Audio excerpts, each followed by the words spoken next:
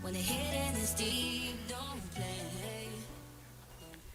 Everything I thought I knew, everything I thought I believed, turned out not to be true. By a show of hands, how many of you have ever experienced grief or a loss of any kind? Take a look around the room.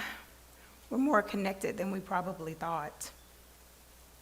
There's death loss, of course, like when someone dies, and there's non-death loss, like the loss of a job, ideas, hopes, and dreams. And according to society, the way to fix it is to replace the loss and or seek connection. Think about it. After a breakup, there's plenty more fish in the sea. Or when your pet dies, just go get another one. And I'm sure you all have heard this one before, so if so, please help me out. If at first you don't succeed, try again. And there's plenty more where that comes from.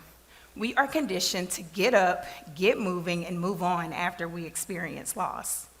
When we feel the loneliness that comes from loss, society encourages us at times like this to connect. But so often, that leads us to trying to fill the void with meaningless stuff, like followers on social media, or constantly being plugged into our work, our phones, our emails, or whatever we can do to keep busy, which ironically can lead us to feeling empty inside.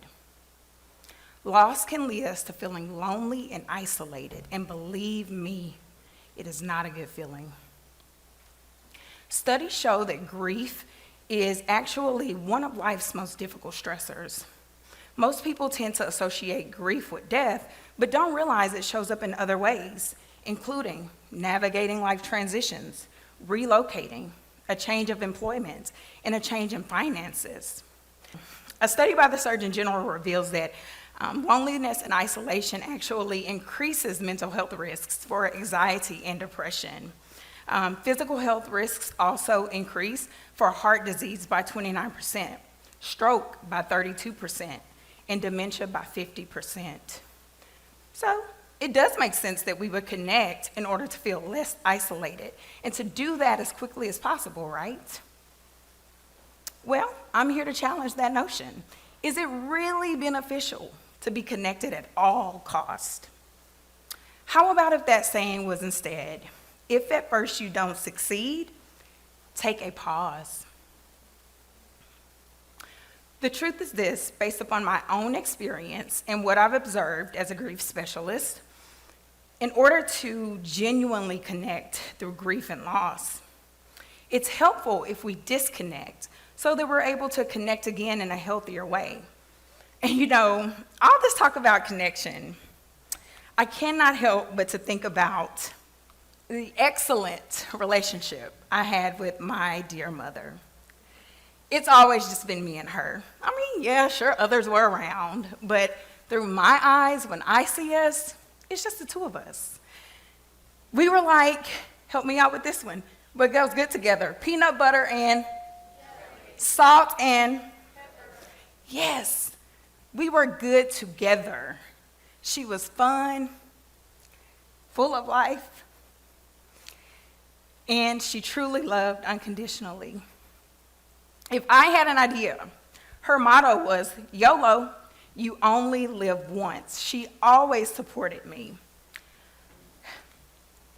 But on September 1st, 2020, when my mom's battle with breast cancer took a hard turn, I didn't think I'd ever genuinely laugh or smile again.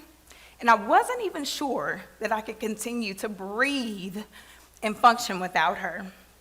She's always been there for me. And now suddenly she was gone.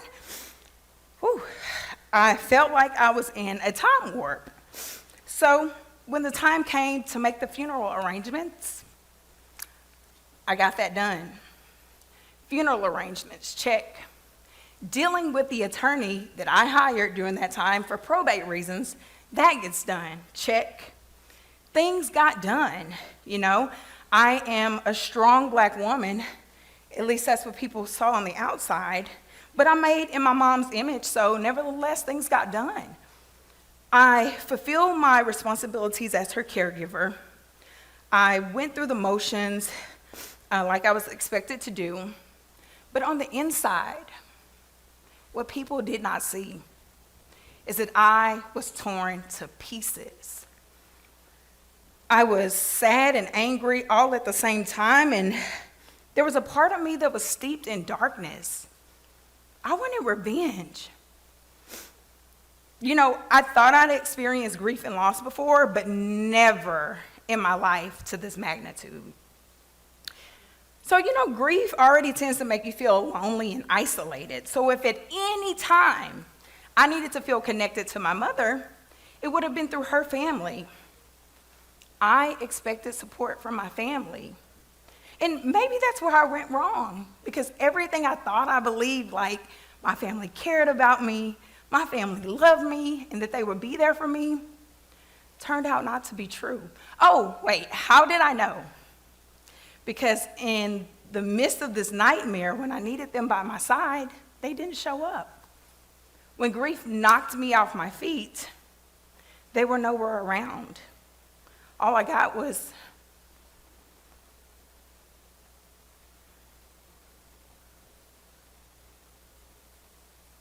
nothing. Not a phone call, not a kind word, not a hug, not even a text message to acknowledge this monumental loss.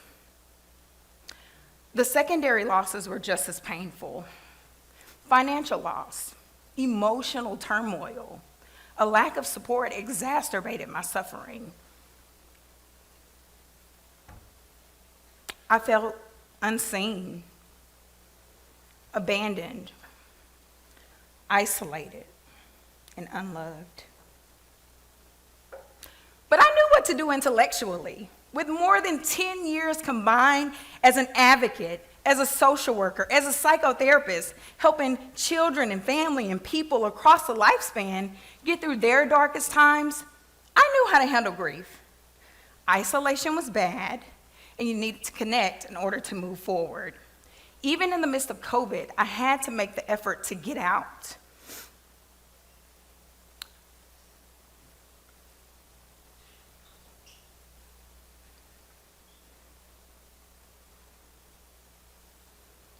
I practiced what we call in therapy opposite action. I had to sort of do all the things the opposite of what I wanted to do, and it made sense. Get out, engage, do things you can control to feel better. But emotionally, what I wanted to do was to crawl in bed and never get out. What I wanted to do was to be with my mom again. Even though I had a beautiful son, a loving husband, a career, none of that measured up to fill the gaping hole in my heart. Many days I felt lost. And the thought of dying for me seemed like it would be okay. I felt adrift in a sea of despair anyway. But because of my training and some therapy for myself, I did what I was supposed to do. Get out of the house, try to connect, and be social. Got it? So I remember this one day in particular. It was a very hard day, but one of many. My husband and I were invited to this party, and I kind of knew I should go. I mean, maybe getting out of the house would give me some separation from the pain. So to get in the festive spirit, I put on my red leopard dress that my mom bought me, and I put on my cowgirl boots, you know, the black sparkly ones, because I'm a Texas girl. And I put on my cowgirl hat, and I was ready to ride. So we get to this party. I'm gazing around the room. It's a vibe. I mean, I'm having a good time. I'm glad I came.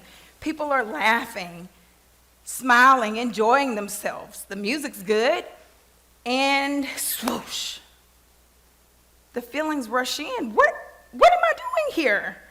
I can't fake this any longer. I get up from the table, rush to the bathroom, lock the stall door, and I ball up in a fetal position, and I just cry. The pain was so intense.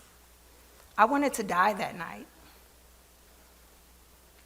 all I could do is ask myself, what did I do? What did I do? What did I do in my life to deserve this type of pain? So I called a friend who knew what I was going through, and she helped me through that situation. But I knew I couldn't continue this way. I was suffering. My blood pressure was high. I wasn't sleeping well at night due to loss-related stress.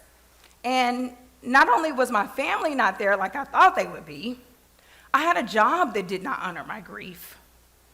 So that night, I made the decision that things had to be different. I had to do grief differently. And they say that connection is vital for humans, and I agree. But sometimes we get connected to the wrong people and to things and people that don't bring us joy, don't move us forward, but keeps us mired in despair. And in that case, the best course of action is to disconnect in order to reconnect to what is meaningful. And the bridge to that starts with self-connection.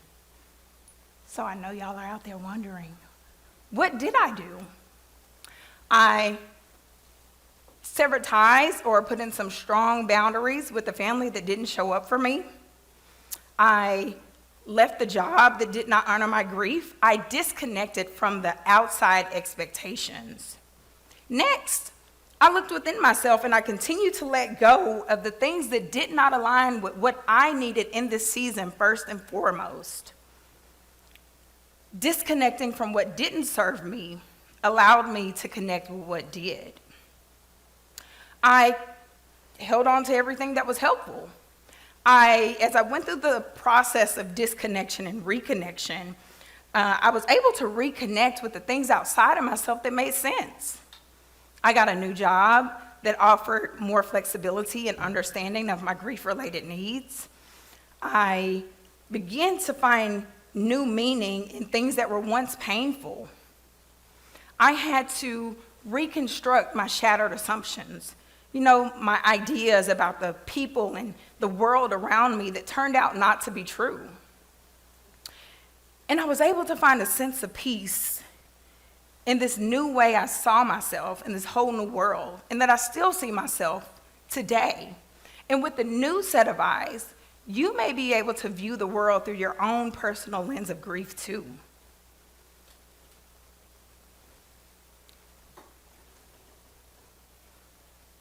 So I have to tell you, I'm not 100% whole right now, but I'm in a much better position than where I started. And when I look back, what I see I was doing by disconnecting, self-connecting, and reconnecting was actually embracing my relationship with grief as opposed to running from it.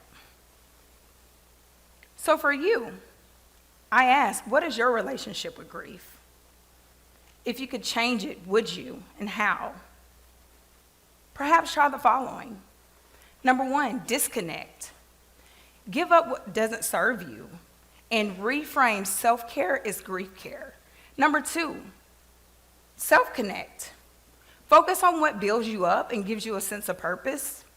And number 3, reconnect. Be a good steward of your grief. Utilize the mourning process as an opportunity. It's ongoing, and it's an active learning process that we all can stand to learn something from. Share this today with someone you know who really needs it. Disconnect, self-connect, and reconnect to what truly matters to you.